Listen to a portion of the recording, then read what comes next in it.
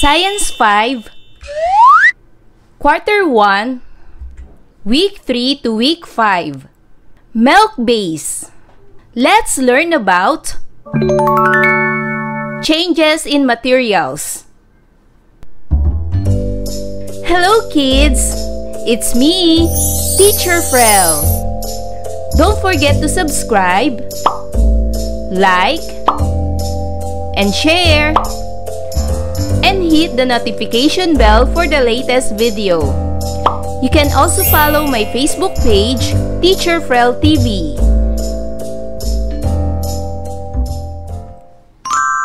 Welcome back, kids!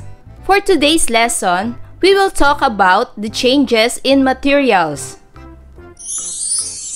At the end of this lesson, you are expected to investigate changes that happen in materials under the two conditions, which are the number 1, presence or lack of oxygen, and number 2, application of heat. Hello kids! Today, you will investigate the changes that happen in materials under the two conditions. In the previous lesson, you discovered that properties of materials talk about their uses or importance, or whether they are useful or harmful. When these materials combine with other substances, they will undergo changes in their properties. There are two ways by which materials change. First is the physical change. Physical change happens when the materials change in shape or size, but the substances or particles making up the materials are still the same. These changes are directly observed, like when you cut or slice an apple. There are changes in shape and size of an apple, but the material is still the same. Aside from cutting, there are also other processes that cause changes in the materials. These include bending, dissolving, freezing, boiling, shredding, and melting. The breaking of glass into pieces is also an example of physical change.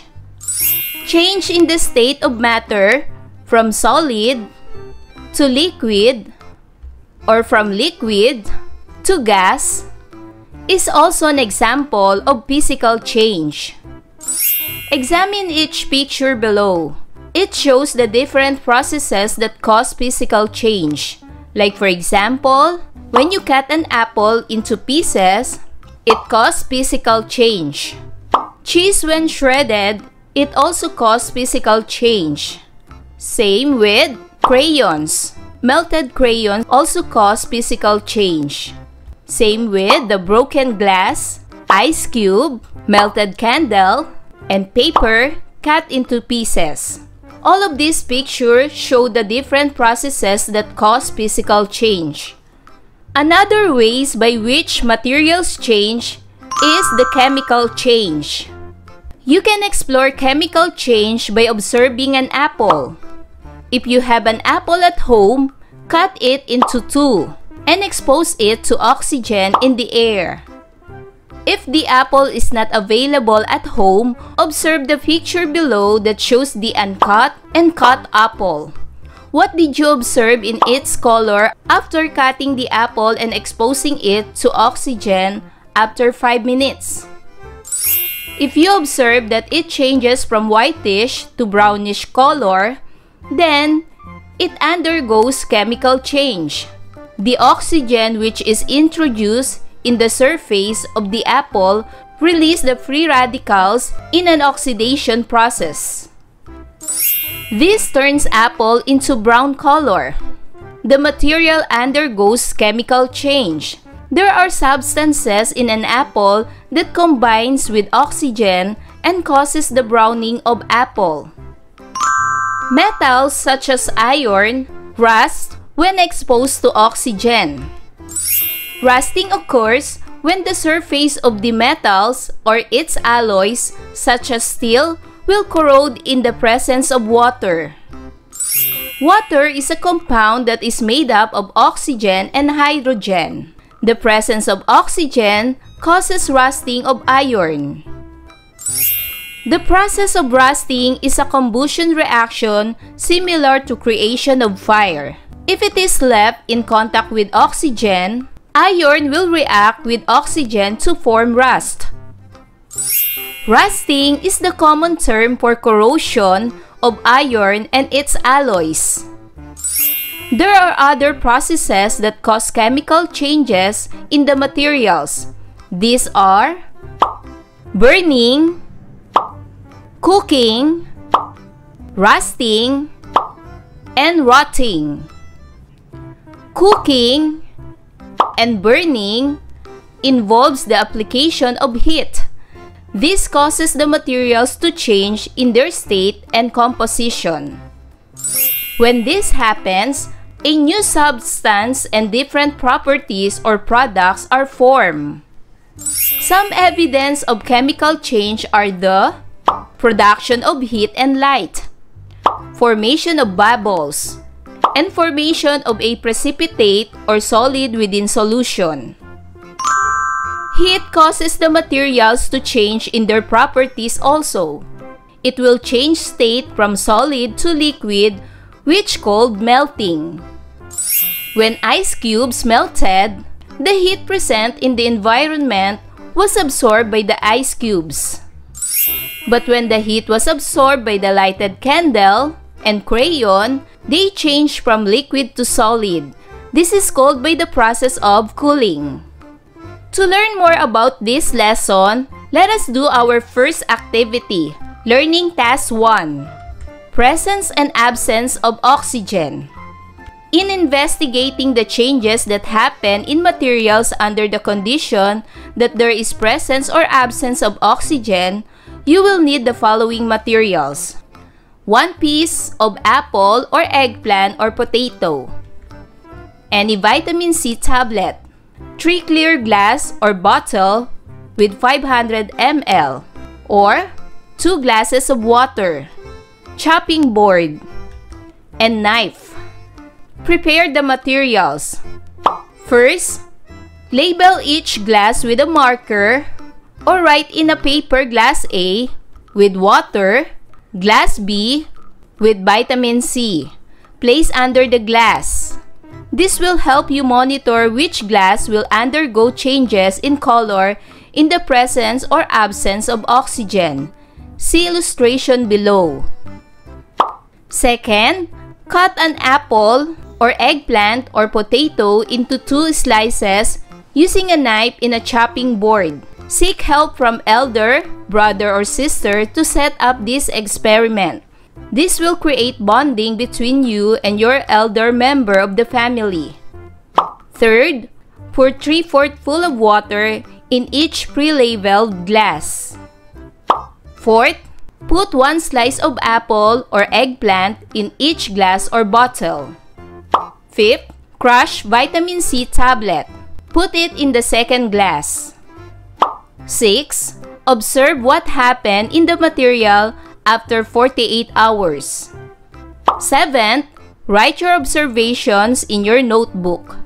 And now, you may answer Table 1 as investigating material. What did you observe in glass A and in glass B? For glass A, the eggplant is white in color. Then, the material or the eggplant after 48 hours became brownish. Glass B, the eggplant is white in color. Then after 48 hours, nothing changed, more whitish. Here are guide questions. Number 1. What is the color of the freshly cut apple or eggplant or potato in glass A and glass B? The answer is, both are white in color. Second question. What is the color of the apple, eggplant, or potato after 48 hours in glass A and glass B? The answer is, the eggplant in glass A became brownish, but the eggplant in glass B still white in color. Number 3 question. What is the effect of exposing the slice of the material in oxygen in glass A and in glass B after 48 hours?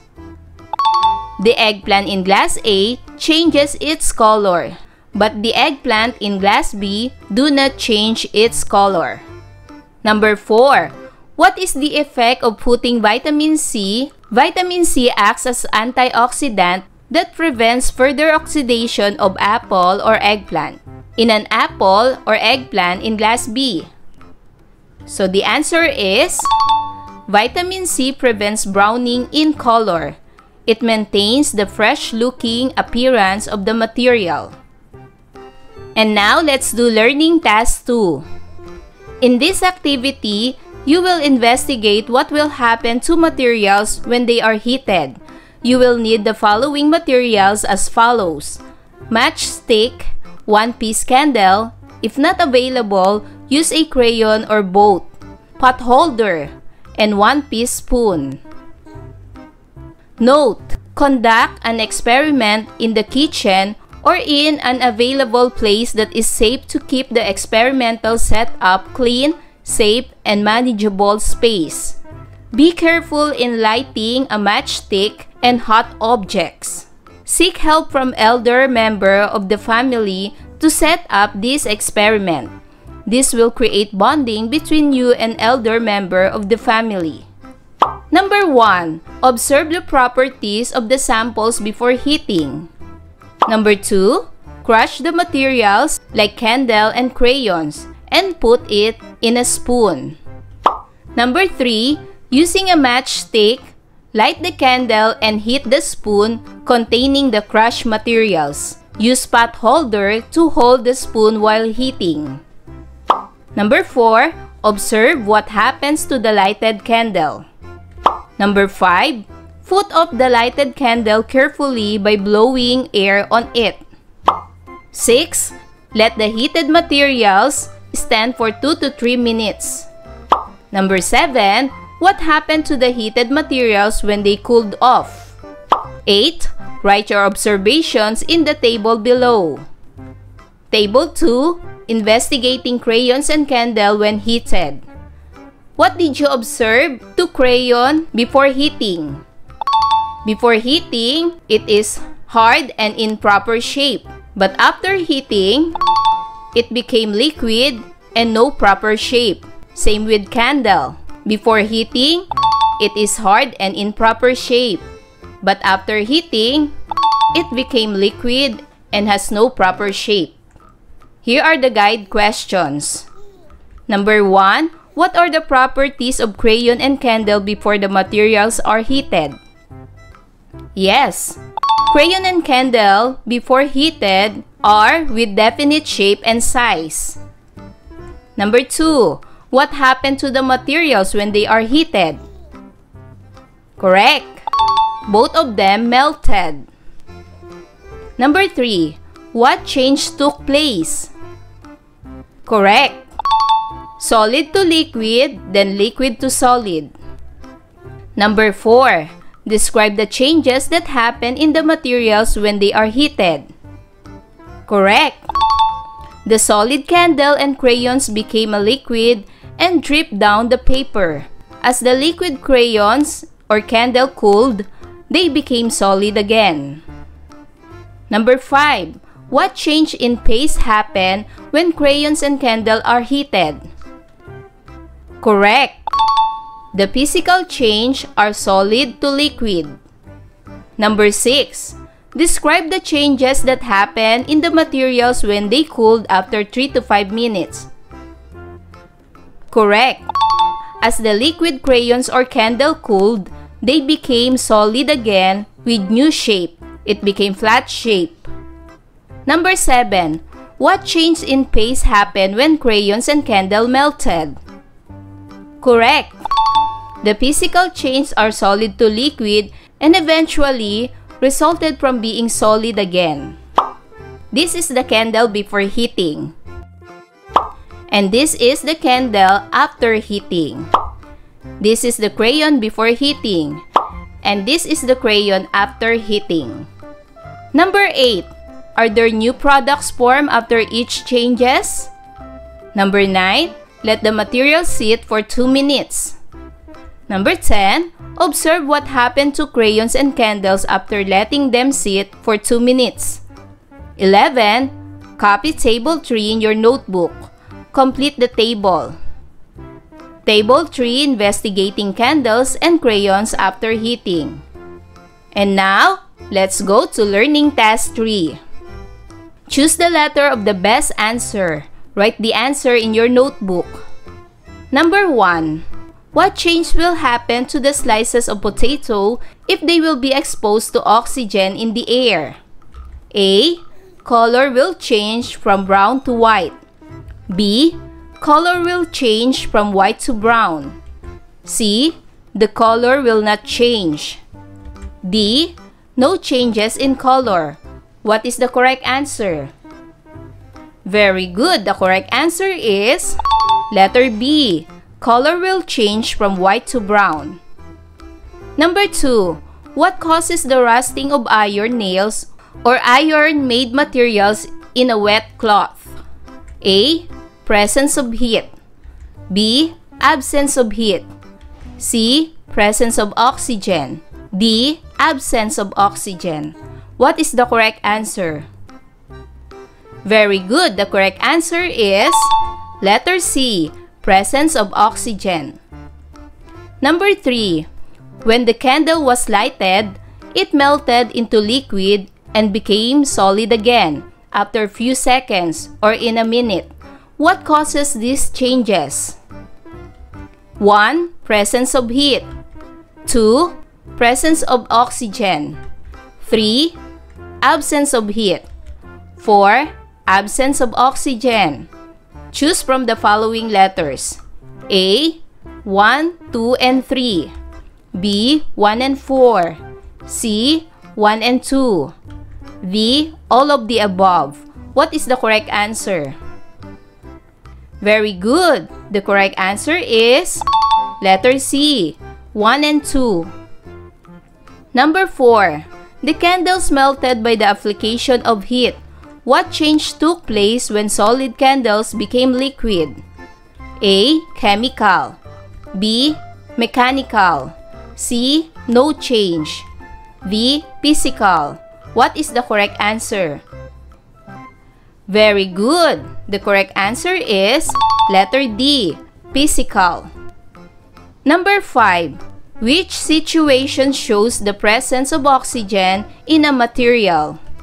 1. Lighting of a candle. 2. Burning of fuels. 3. Combustion of engines. 4. Putting off a lighted candle. Choose from the letters below. A. 1, 2, and 3. B. 1 and 4. C. 1 and 2. D. All of the above. What is the correct answer? Very good. The correct answer is letter A. 1, 2, and 3. Number 6. The eggplant or apple in the experiment turned its color from white to brownish. Which statement is not true? A. The presence of oxygen caused change in its color. B. The absence of oxygen caused in its color. C. The color of an apple or eggplant changed when it is exposed to oxygen in the air. D. There is oxidation that happened when apple or eggplant was sliced and exposed in the air. What is the correct answer? Very good. The correct answer is letter B. The absence of oxygen caused in its color. Number 7. Water is the primary cause of rust because water contains blank. A. Oxygen. B. Chloride.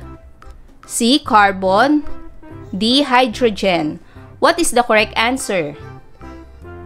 Very good. The correct answer is letter A. Oxygen. Number 8. Joran noticed that when he mopped the floor using wet rugs, the moist in the floor disappeared after a few minutes. What is the reason why the floor became dry? A. presence of heat. B. Absence of heat. C. Presence of water. D. Absence of temperature. What is the correct answer? Very good. The correct answer is letter A. Presence of heat. Number 9. When physical change in materials happened, there is blank. 1. Formation of new product or material. 2. No formation of new product or material. 3. Formation of new shape. 4. Formation of new color. Choose from the letter below. A. 1, 2, and 4. B. 2 only. C. 3 and 4. D. 2, 3, and 4. What is the correct answer? Correct. The answer is letter D. 2, 3, and 4. And number 10. Hannah observed that the leftover foods on the table became watery, spoiled, and had foul odor after 48 hours. What caused this change in the material? 1. Presence of heat. 2. Absence of heat. 3. Presence of oxygen. 4. Absence of oxygen. Choose from the letters below. A. 1 and 2. B. 2 and 3. C. 1 and 3. D. 2 and 1. What is the correct answer? Very good. The correct answer is letter C. 1 and 3. Remember, there are two ways by which materials change. The first one is the physical change. Physical change happens when the materials change in shape or size, but the substances or particles making up the materials are still the same. And then another way is the chemical change. You can explore chemical change by observing an apple. If you observe that it changed from whitish to brownish color, then it undergoes chemical change. The oxygen, which is introduced in the surface of the apple, releases the free radicals in an oxidation process. So kids, are your all answers correct? Wow! Good job! Kids, I hope you learned a lot from this lesson. Until our next topic, bye-bye kids! Thanks for watching!